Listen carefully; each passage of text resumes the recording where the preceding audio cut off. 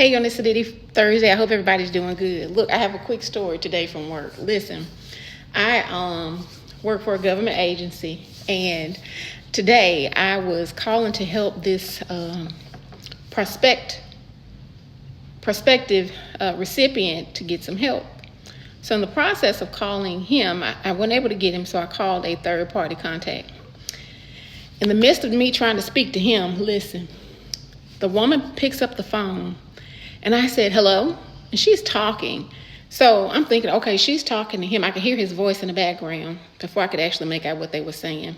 I hear his voice in the background, and they're talking. I was like, oh, well, she's going to come onto the phone after she's done with him, because that's how it sounded like. She was trying to finish up with him and then answer my call. So after about 30 seconds go by, and I was like, hello. She never answers again. She's still talking to him. So they are talking about black people. And these are non-black people that I'm referring to. And I know this because I've had to look at this man's information that shows his gender, race, and that thing. So they're talking about black people. And she goes, oh, well, no, Jackson, Mississippi, that is. That's a horrible place. That place is almost like New Orleans right now. It's a horrible place.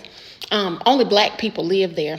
Nobody white works there. They all work. Nobody white lives there. They all work there, but they don't live there. They live north of there, like out in Canton and those areas.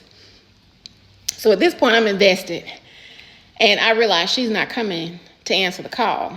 So they continue to say bad things about the Jackson mayor, about how he needs to be replaced, bad things about the state governor being replaced, which he does, but only to be replaced by what the man says he thinks should be a Republican governor, or a governor like Florida or something like that, something to that nature.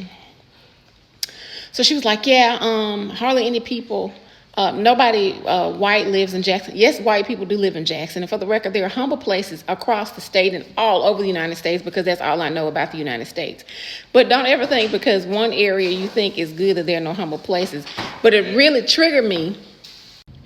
But again, it triggered me because I actually heard firsthand of people that don't look like me talking bad about people who look like me. And it was just something interesting. So the woman then goes, let me go look at my phone. And she hangs up the phone. I'm thinking she's going to answer the phone because it took this much of me not to respond to what she was saying. So she hangs up the phone and doesn't answer the call. This goes on for like over 2.5 minutes. So I call back for the reason that I called for in the first place. And I have to tell you about that in part 2.